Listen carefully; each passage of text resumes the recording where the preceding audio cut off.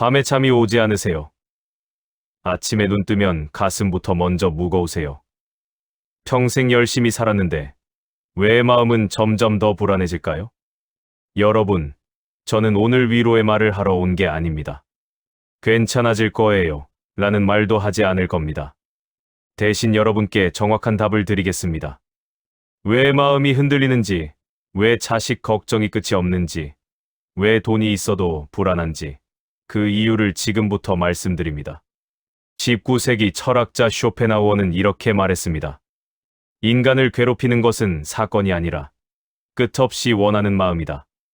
오늘부터 30분, 여러분 안에 원하는 마음을 제대로 들여다보고 그 마음을 다스리는 방법을 함께 배워보겠습니다. 이 영상 끝까지 보시면 오늘 밤은 생각이 조금 덜 시끄러울 겁니다. 1부 왜 우리는 더 불안해졌을까? 여러분, 60년, 70년을 살아오셨습니다. 그 세월이 얼마나 무거웠는지 저는 압니다. 가난했던 시절을 견디셨고, 전쟁의 그림자가 남아있던 시대를 살아내셨고, 가족을 먹여 살리기 위해 밤낮 없이 일하셨습니다. 때로는 내 꿈을 접어야 했고, 때로는 내 아픔을 삼켜야 했고, 때로는 내가 원하는 것보다 해야 하는 것을 먼저 선택하셨습니다. 그런데 이상하지요. 젊을 땐 시간도 없고 돈도 없었는데 마음은 이렇게까지 복잡하지 않았습니다. 지금은 시간도 생겼고 어느 정도 안정도 됐는데 오히려 마음이 더 복잡해집니다. 왜 그럴까요? 첫 번째 이유는 비교할 대상이 너무 많아졌기 때문입니다. 예전엔 동네 사람들, 직장 동료들만 보면 됐습니다. 저 집도 어렵구나. 우리 집도 비슷하구나 하면서 서로의 삶을 이해했습니다. 그런데 지금은 다릅니다. 휴대폰 안에 남의 인생이 매일 쏟아져 들어옵니다. 누구는 해외여행을 가고, 누구는 자식이 대기업에 들어갔고, 누구는 손주가 벌써 셋이고, 누구는 건강식단으로 20kg를 뺐다고 합니다. 그걸 보는 순간 내 삶이 작아지는 느낌이 듭니다. 나는 뭘 했지? 나는 왜 이럴까? 남들은 다들 잘 사는데. 이런 생각이 머릿속을 채웁니다. 비교는 마음을 갉아먹습니다. 두 번째 이유는 버텨야 할 역할이 완전히 바뀌었기 때문입니다. 젊을 땐 명확했습니다. 가족을 먹여 살려야 한다. 자식을 키워야 한다. 집을 마련해야 한다.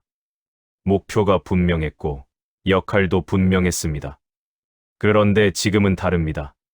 자식은 다 컸고 집도 마련했고 가족을 먹여 살리는 역할도 끝났습니다. 이제 남은 역할은 무엇일까요? 내 몸을 책임져야 한다. 내 마음을 돌봐야 한다. 나를 위해 살아야 한다. 그런데 문제가 있습니다. 우리는 그런 걸 배운 적이 없습니다. 학교에서도 사회에서도 열심히 사는 법은 가르쳤지만 평온하게 사는 법은 가르쳐 주지 않았습니다. 남을 위해 사는 법은 배웠지만 나를 위해 사는 법은 배우지 못했습니다. 그래서 지금 혼란스러운 겁니다. 세 번째 이유는 인생의 유한함이 느껴지기 시작했기 때문입니다. 20대, 30대엔 시간이 무한했습니다. 나중에, 언젠가, 다음에 할 수 있었습니다. 50대까지도 아직 시간 있어 했습니다. 그런데 60대가 넘어가면 나중에가 점점 짧아집니다. 주변에서 아픈 사람이 늘어나고 장례식에 가는 횟수가 많아지고 내 몸도 예전 같지 않다는 걸 느낍니다. 그러면 자연스럽게 묻게 됩니다. 나는 제대로 살았나? 앞으로 남은 시간을 어떻게 보내야 하나? 이대로 괜찮은 걸까? 이런 질문들이 마음을 무겁게 합니다. 여러분, 여기서 쇼펜하우어가 등장합니다. 그는 우리가 겪는 불안과 고통을 세상이 나쁘거나 운이 없어서라고 말하지 않습니다. 그는 놀라울 정도로 정확하게 이렇게 말합니다. 인간은 원하는 동안 괴롭고 원하는 것을 얻으면 지루해진다. 그리고 다시 원하기 시작한다. 이 말 섬뜩하지 않으세요? 우리는 평생 무언가를 원하며 달려왔습니다. 가난에서 벗어나고 싶었고, 자식을 대학에 보내고 싶었고, 집을 마련하고 싶었고, 인정받고 싶었습니다. 그런데 막상 얻고 나면 어떻게 됐나요? 잠깐 기뻤다가 다시 허전해집니다. 그리고 또 다른 것을 원합니다. 자식이 취직하면 결혼이 걱정되고, 결혼하면 집이 걱정되고, 집 마련하면 손주가 걱정되고, 손주가 태어나면 교육이 걱정됩니다. 끝이 없습니다. 이 끝없는 반복이 우리를 지치게 합니다. 쇼펜하우어는 이것을 의지라고 불렀습니다. 우리 안에서 끝없이 무언가를 원하게 만드는 힘, 멈추지 않는 엔진. 오늘 이 영상은 그 엔진을 이해하고 엔진의 회전수를 낮추는 방법을 알려드립니다. 2부 쇼펜하우어가 발견한 고통의 정체, 의지. 쇼펜하우어 철학을 아주 쉽게 정리해드리겠습니다. 우리가 사는 세계는 단순히 바깥에 있는 현실만이 아닙니다. 내가 어떻게 느끼고 어떻게 해석하느냐에 따라 세계가 달라집니다. 같은 비 오는 날도 어떤 사람에게는 낭만이고 어떤 사람에게는 우울입니다. 같은 자식의 말 한마디도 어떤 부모에게는 상처이고 어떤 부모에게는 애정입니다. 쇼펜하우어는 이걸 표상이라고 불렀습니다. 세계는 내가 보는 방식으로 존재한다는 뜻입니다. 그런데 더 중요한 게 있습니다. 우리 안에는 끝없이 원하게 만드는 힘이 있습니다. 쇼펜하우어는 이것을 의지라고 불렀습니다. 이 의지는 굉장히 집요합니다. 배고프면 먹고 싶고, 먹으면 더 맛있는 걸 찾고, 좋은 옷을 사면 더 좋은 옷이 눈에 들어오고, 여행을 가면 더 좋은 곳에 가고 싶어집니다. 자식이 취직하면 결혼이 걱정되고, 결혼하면 집이 걱정되고, 집을 마련하면 손주가 걱정되고, 손주가 태어나면 교육이 걱정됩니다. 끝이 없습니다. 여러분, 혹시 밤에 잠 못 이루는 적 있으십니까? 대부분은 실제로 나쁜 일이 일어나서가 아닙니다. 일어나지도 않은 일을 걱정하기 때문입니다. 내일 병원 가면 안 좋은 소리 들으면 어떡하지? 자식이 직장에서 잘리면 어떡하지? 돈이 부족하면 어떡하지? 나중에 혼자 아프면 누가 돌봐주지? 이 모든 걱정은 바깥에서 오는 게 아닙니다. 내 안의 의지가 만들어내는 겁니다. 의지는 늘 이렇게 속삭입니다. 이건 더 있어야 돼. 저 사람은 나보다 낫잖아. 나는 아직 부족해. 앞으로 더 큰일이 생기면 어떡해? 그리고 우리는 그 속삭임을 현실로 착각합니다. 하지만 쇼펜하우어는 묻습니다. 그 속삭임이 정말 너의 전부냐? 그 욕구가 말하는 대로 따라가야만 하느냐? 여기서부터 마음이 달라지기 시작합니다. 욕구는 나이지만 동시에 내가 아닙니다. 욕구는 내 안에서 일어나는 현상이지 내 존재 전체가 아닙니다. 예를 들어 볼까요? 지금 여러분 머릿속에 생각이 떠오릅니다. 점심 뭐 먹지? 자식한테 전화해 볼까? 무릎이 또 아프네. 이 생각들이 여러분입니까? 아닙니다. 여러분은 그 생각을 바라보는 사람입니다. 생각은 구름처럼 지나갑니다. 하지만 여러분은 하늘입니다. 구름이 아니라 하늘입니다. 이걸 알아차리는 순간, 마음은 숨을 쉴 공간을 얻습니다. 아, 이건 생각이구나. 아, 이건 욕구가 떠드는 거구나. 나는 이 욕구와 동일하지 않구나. 이 깨달음이 첫 번째 자유입니다. 3부 60대에 특히 강해지는 세 가지 욕구. 여러분, 욕구는 나이에 따라 모습이 바뀝니다. 20대, 30대엔 성공과 성취가 중심이었습니다. 더 높이 올라가야 해. 더 많이 벌어야 해. 인정받아야 해.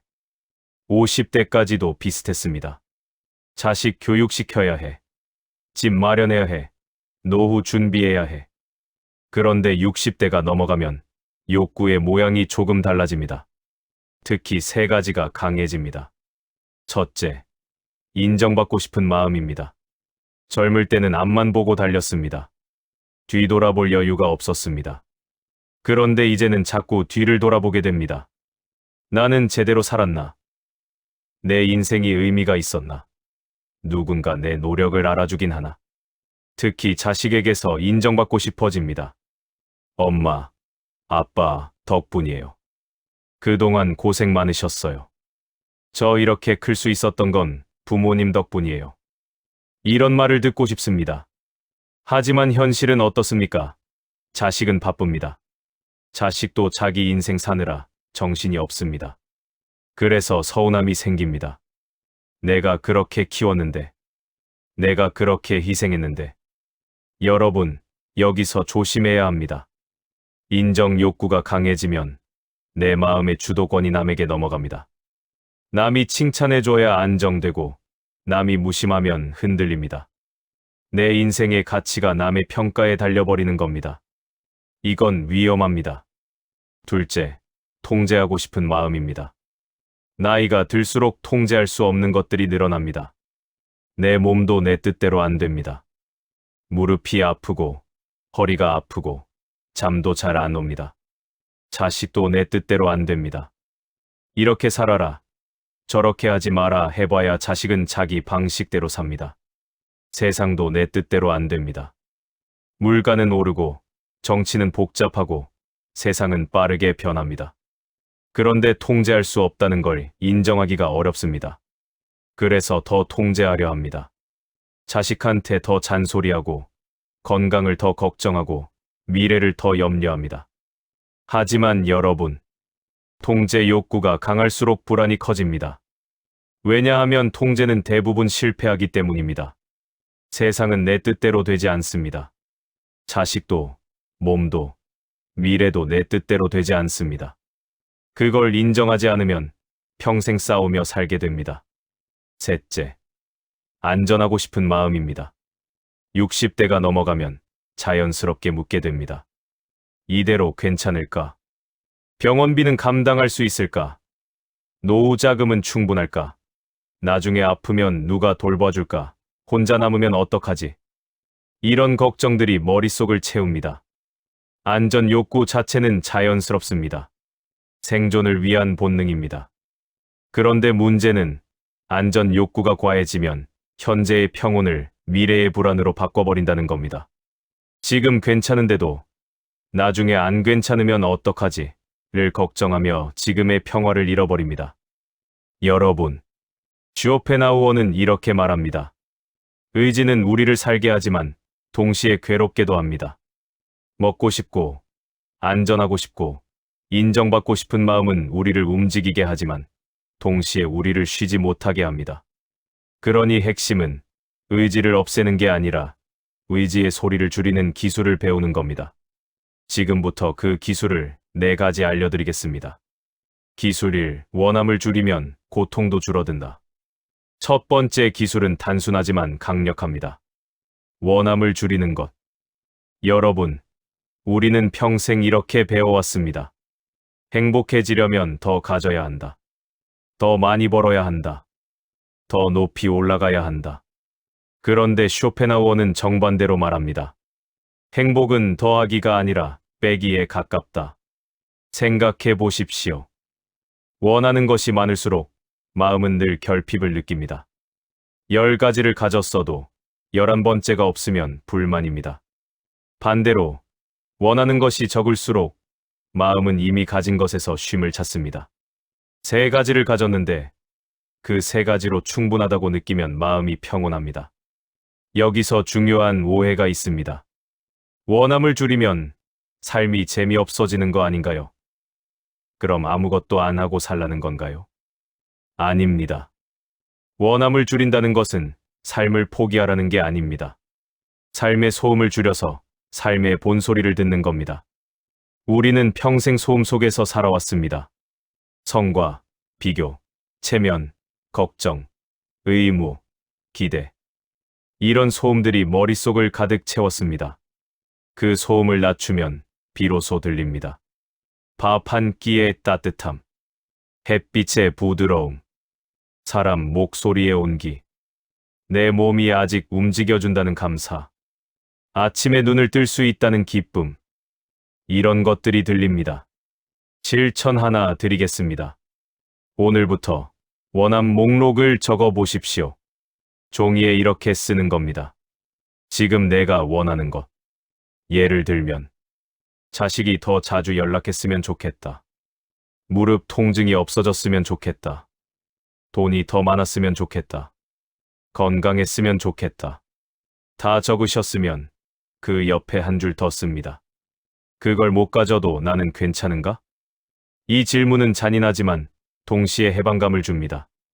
못 가져도 괜찮다고 쓰는 순간 그 욕구는 내 목을 조르는 힘을 잃습니다. 자식이 자주 연락 안 해도 나는 괜찮다. 무릎이 아파도 나는 살 수 있다. 돈이 적어도 나는 지금 먹고 살고 있다. 이렇게 쓰는 순간 욕구에서 한 발짝 물러설 수 있습니다. 여러분, 욕구는 크기가 문제가 아닙니다. 집착의 정도가 문제입니다. 필요는 삶을 지탱하지만 집착은 삶을 갉아먹습니다. 건강이 필요한 것과 건강에 집착하는 것은 다릅니다. 돈이 필요한 것과 돈에 집착하는 것은 다릅니다. 자식의 행복을 바라는 것과 자식의 행복에 집착하는 것은 다릅니다. 필요는 현실적입니다. 집착은 강박입니다. 지금부터 필요와 집착을 구분해 보십시오. 그 구분이 마음을 자유롭게 합니다. 기술이 고통을 없애려 하지 말고 의미를 바꿔라. 두 번째 기술은 관점을 바꾸는 것입니다. 여러분, 솔직하게 말씀드리겠습니다. 고통은 완전히 없어지지 않습니다. 쇼펜하우어는 인간 삶에 고통이 기본값처럼 깔려 있다고 보았습니다. 이게 냉정하게 들릴 수 있습니다. 하지만 오히려 현실을 똑바로 보는 겁니다. 그래서 그는 말합니다. 고통을 부정하지 마라. 있는 그대로 바라봐라. 그런데 신기한 일이 벌어집니다. 고통을 부정하지 않을 때 고통이 줄어듭니다. 예를 들어 볼까요? 무릎이 아프다고 가정해 봅시다. 우리는 보통 이렇게 생각합니다. 왜 하필 나한테 이런 일이? 이러다 더 나빠지면 어떡하지? 걷지도 못하게 되면 어떡하지? 나는 이제 끝인가? 몸의 통증 위에 마음이 공포를 더 씌웁니다. 그래서 고통이 2배가 됩니다. 실제 통증 마음의 공포. 하지만 이렇게 바꿔보십시오.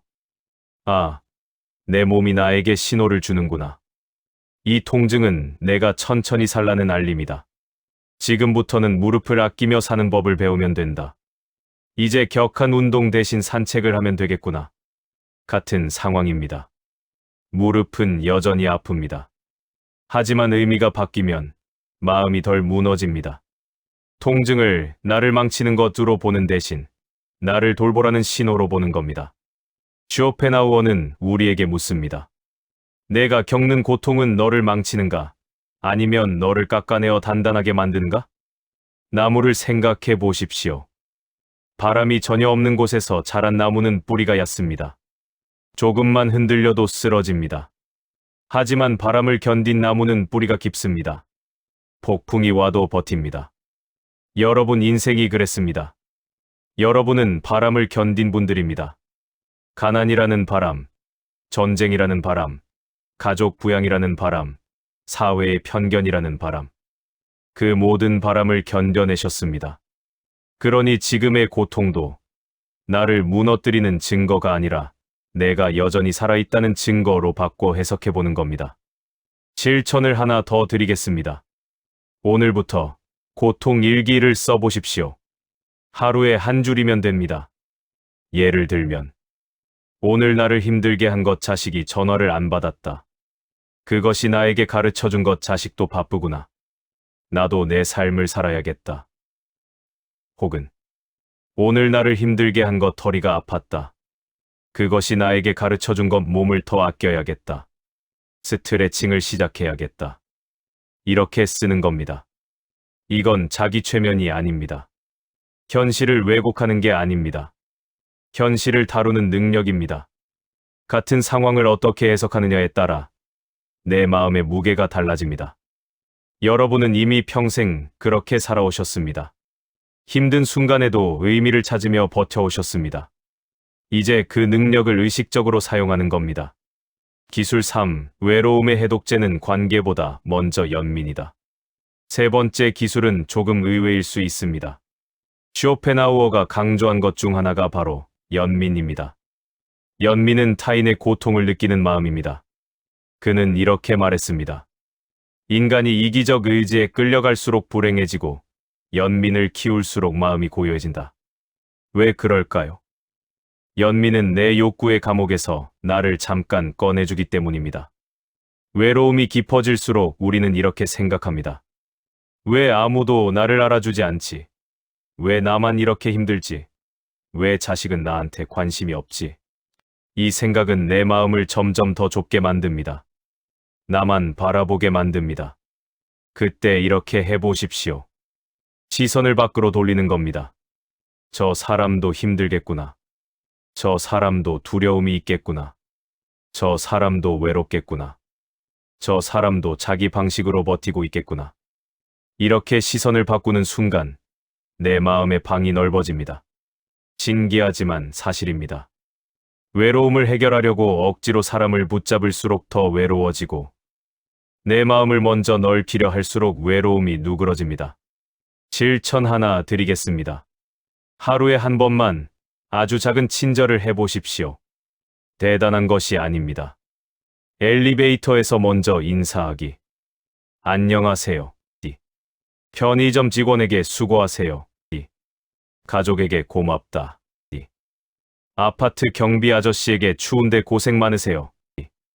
이 작은 연민의 행동이 내 마음에 신호를 줍니다. 나는 고립된 존재가 아니다. 나는 세상과 연결되어 있다. 나도 누군가에게 의미 있는 사람이다. 여러분, 외로움은 사람이 없어서 오는 게 아닙니다. 연결감이 없어서 옵니다. 100명과 있어도 외로울 수 있고 혼자 있어도 연결감을 느낄 수 있습니다. 연결감은 얼마나 많은 사람을 아느냐가 아니라 내 마음이 얼마나 열려 있느냐입니다. 작은 친절은 내 마음을 여는 연습입니다. 그리고 그 연습이 쌓이면 외로움이 점점 작아집니다. 기술 4. 생각을 멈추려 하지 말고 관찰하라. 네 번째 기술입니다. 많은 분들이 이렇게 말합니다. 생각이 너무 많아서 괴로워요. 생각을 멈추고 싶어요. 머릿속이 시끄러워요. 여러분, 생각은 억지로 멈추지 않습니다. 오히려 멈추려 할수록 더 커집니다. 이건 마치 하얀 곰을 생각하지 마세요 라고 하면 하얀 곰만 생각나는 것과 같습니다. 쇼펜하우어는 예술, 특히 음악을 통해 잠시 의지의 소음에서 벗어날 수 있다고 말했습니다. 그 원리는 이겁니다. 생각에 휩쓸리지 말고 생각을 바라보는 자리로 이동하는 것. 지금 1분만 저와 함께 해보겠습니다. 영상 보시는 그대로 따라만 하세요. 숨을 천천히 들이마시고, 내쉬고, 다시 들이마시고, 내쉬고. 지금 머릿속에 떠오르는 생각이 있을 겁니다. 이따 뭐 해야지? 저녁 뭐 먹지? 무릎이 또 불편하네. 이게 효과가 있을까? 좋습니다. 그 생각을 없애지 마세요. 대신 마음속으로 이렇게 말해 보십시오. 아, 생각이 지나간다. 다시 한번. 아, 걱정이라는 생각이 지나간다. 아, 의심이라는 생각이 지나간다. 아, 후회라는 생각이 지나간다. 중요한 건 생각의 내용이 아닙니다. 내가 생각과 동일시하지 않는 것입니다. 생각은 하늘의 구름 같습니다. 구름은 지나갑니다. 하늘은 남습니다. 여러분은 구름이 아니라 하늘입니다. 걱정이라는 구름이 지나갑니다. 후회라는 구름이 지나갑니다. 불안이라는 구름이 지나갑니다. 하지만 여러분이라는 하늘은 항상 그 자리에 있습니다. 이 연습을 하루에 3번, 30초씩만 해보십시오. 아침에 일어나서 30초, 점심 먹고 나서 30초, 잠들기 전 30초, 딱 3번, 30초씩. 숨을 쉬면서 생각을 관찰하는 겁니다. 아, 생각이 지나간다. 이 연습이 쌓이면 마음의 체력이 달라집니다. 생각의 파도에 휩쓸리지 않고 파도를 바라볼 수 있는 힘이 생깁니다. 처음엔 어색합니다. 이게 뭔 소용이야 싶을 겁니다. 하지만 2주만 해보십시오. 2주 후 여러분은 느끼실 겁니다. 예전보다 생각이 덜 시끄럽다. 그 작은 변화가 삶의 질을 바꿉니다. 8부 자식 걱정을 쇼펜하우어식으로 다루는 법. 여러분께서 가장 많이 하시는 걱정, 바로 자식 걱정입니다. 자식이 잘 되길 바라는 마음, 너무나 자연스럽습니다. 부모라면 당연한 마음입니다. 하지만 그 걱정이 나를 집어삼키면 자식도 힘들고 나도 힘듭니다. 쇼펜하우어식으로 말하면 자식 걱정도 결국 의지예한 형태입니다. 내가 바라는 모습대로 되길 바라는 의지. 그런데 삶은 내 뜻대로 되지 않습니다. 자식의 인생은 자식의 세계입니다. 내가 해줄 수 있는 건 길을 대신 걸어주는 것이 아니라 넘어질 때 손을 내미는 것입니다. 여기서 마음을 지키는 문장을 드리겠습니다. 나는 최선을 다했지만 결과를 통제하지는 못한다. 이 문장을 마음에 붙여두세요. 여러분은 최선을 다했습니다. 밤낮 없이 일하며 자식을 키웠습니다. 학비를 대고 밥을 먹이고 옷을 입히고 사랑을 주었습니다. 그것으로 충분합니다. 이제 자식이 어떻게 사느냐는 자식의 선택입니다. 걱정이 올라올 때마다 물어보십시오. 이 걱정이 지금 당장 필요한 행동으로 이어지는가? 만약 필요한 행동으로 이어지면 행동하면 됩니다. 전화 한 통하거나 응원의 말 한마디 하거나 필요한 정보를 전해주거나. 하지만 행동으로 이어지지 않는 걱정은 그저 마음을 태우는 불입니다. 불은 두 가지 종류가 있습니다. 하나는 밥을 짓는 불입니다. 이 불은 유용합니다. 다른 하나는 집을 태우는 불입니다. 이 불은 파괴적입니다. 자식 걱정도 마찬가지입니다. 필요할 때 도움을 주는 걱정은 좋습니다. 하지만 아무것도 할 수 없는 상황에서 계속 걱정만 하는 건 집을 태우는 불과 같습니다. 그 불은 끄는 게 아니라 연료를 끊어야 합니다. 연료가 뭘까요? 반복해서 상상하는 최악의 시나리오. 자식이 실패하면 어떡하지? 자식이 아프면 어떡하지? 자식이 불행하면 어떡하지? 이런 상상을 멈추는 연습이 필요합니다. 대신 이렇게 말해 보십시오. 내 자식은 내가 생각하는 것보다 강하다. 내 자식도 자기 방식으로 해결할 것이다. 나는 믿음으로 기다릴 수 있다. 믿음은 통제의 반대입니다. 통제는 불안을 낳지만 믿음은 평온을 낳습니다. 구부 돈 걱정과 노후 불안, 숫자와 공포를 분리하라. 노후 불안은 두 층으로 되어 있습니다. 첫 번째 층은 현실적인 숫자입니다. 얼마가 들어오고, 얼마가 나가고, 얼마가 남고, 병원비는 얼마나 들고. 이건 정리하면 어느 정도 안정됩니다. 두 번째 층은 공포입니다. 만약 큰 병이 오면, 만약 생각보다 오래 살면, 만약 돈이 바닥나면, 만약 아무도 없으면. 이 공포는 숫자를 넘어섭니다. 쇼펜하우어식으로 말하면 숫자는 표상, 즉 현실입니다. 공포는 의지, 즉 마음의 소음입니다. 그래서 해야 할 일은 두 가지입니다. 하나, 현실을 정리하는 것. 가능하다면 지출을 기록하십시오. 한 달에 얼마가 나가는지 확인하십시오. 고정비를 파악하십시오. 집세, 관리비, 통신비, 병원비. 그리고 내가 감당 가능한 수준을 확인하십시오. 이건 숫자의 영역입니다. 숫자는 명확하면 덜 무섭습니다. 막연한 불안보다 명확한 숫자가 낫습니다. 둘, 공포의 소음을 낮추는 것. 공포는 미래를 미리 살게 만듭니다. 그러면 우리는 오늘을 잃습니다. 10년 후를 걱정하느라 오늘의 평화를 놓칩니다. 여러분, 노후의 핵심 자산은 돈만이 아닙니다. 기초 체력이 자산입니다. 규칙적인 생활 리듬이 자산입니다. 따뜻한 관계가 자산입니다. 마음의 회복력이 자산입니다. 이 자산들은 거창한 게 아니라 작은 습관으로 쌓입니다. 하루 20분 걷기, 규칙적인 식사, 충분한 수면, 주 1회라도 사람 목소리 듣기. 이런 습관들이 결국 안정감을 만듭니다. 돈이 많으면 좋지만 돈이 전부는 아닙니다. 돈 많은 사람도 외롭습니다. 돈 많은 사람도 아픕니다. 돈 많은 사람도 불안합니다. 반대로 돈이 적어도 평온한 사람이 있습니다. 작은 것에 감사할 줄 아는 사람은 부자입니다. 여러분이 가진 것을 세어 보십시오. 오늘 먹을 밥이 있습니까? 있습니다. 오늘 잠잘 곳이 있습니까? 있습니다. 오늘 숨 쉴 수 있습니까? 있습니다. 이것만으로도 충분합니다. 10부 삶의 후회가 올라올 때 과거를 고치려 하지 말고 해석을 고쳐라. 60대에 자주 올라오는 감정 중 하나, 바로 후회입니다. 그때 내가 왜 그랬을까? 그 선택만 안 했으면 더 공부할 걸, 더 잘해줄 걸, 더 아낄 걸, 더 사랑할 걸. 후회는 과거를 바꾸려는 의지입니다. 하지만 과거는 바뀌지 않습니다. 그래서 후회는 지속되면 고문이 됩니다. 여기서 쇼펜하우어식으로 한 걸음 물러나 봅시다. 그때의 나는 지금의 내가 가진 정보도 없었고, 지금의 내가 가진 힘도 없었고, 지금의 내가 가진 마음의 여유도 없었습니다. 그때의 나는 그때의 조건에서 최선이라고 믿는 것을 선택했습니다. 이 말이 변명처럼 들릴 수 있습니다. 하지만 이건 변명이 아닙니다. 자기 자신에 대한 공정함입니다. 여러분은 그때 최선을 다했습니다.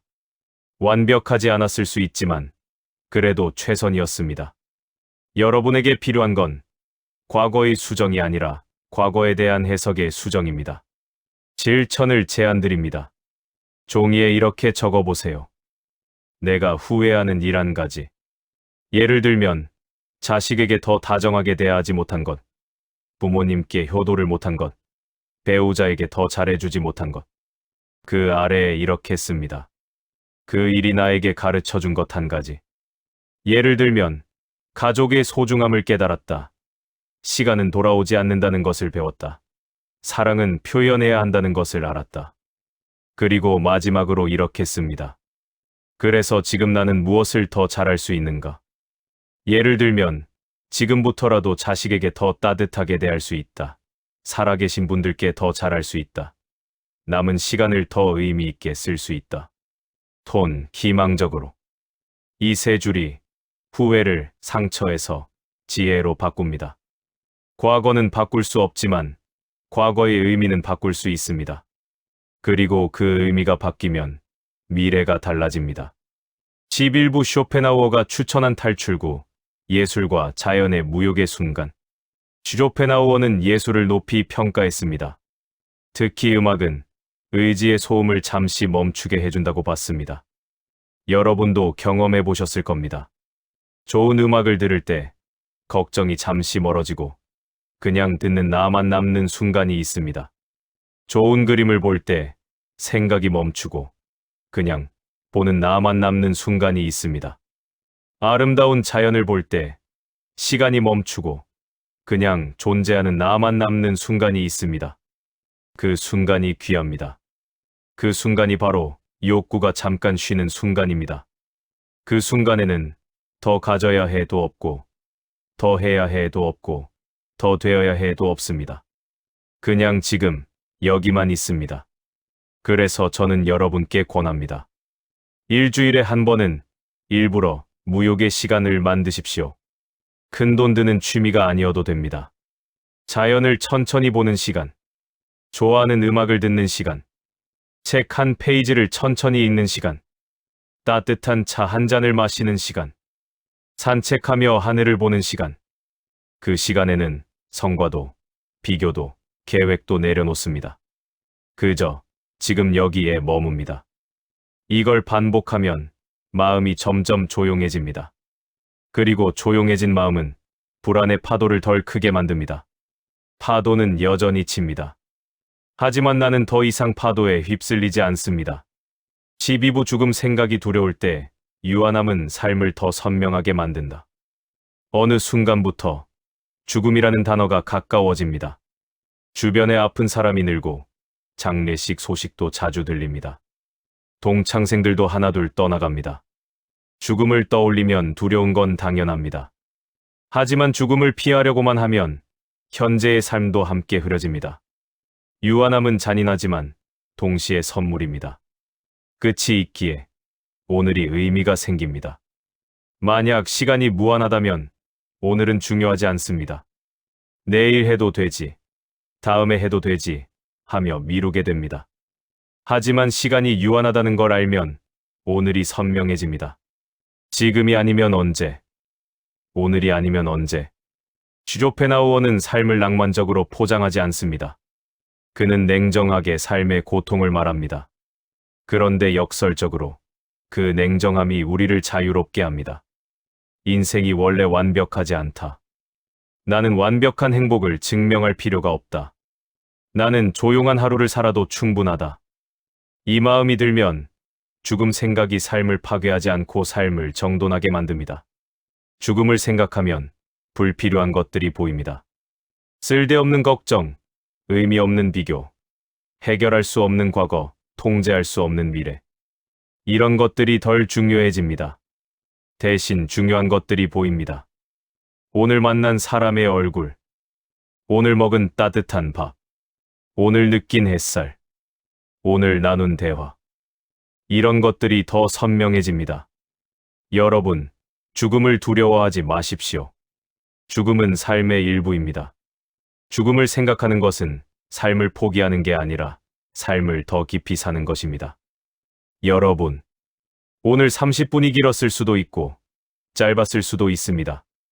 모든 내용을 한 번에 기억하실 필요는 없습니다. 다만 딱 3문장만 가져가셔도 마음이 달라질 수 있습니다. 첫째, 내 불안은 사건이 아니라 내 욕구의 소음이다.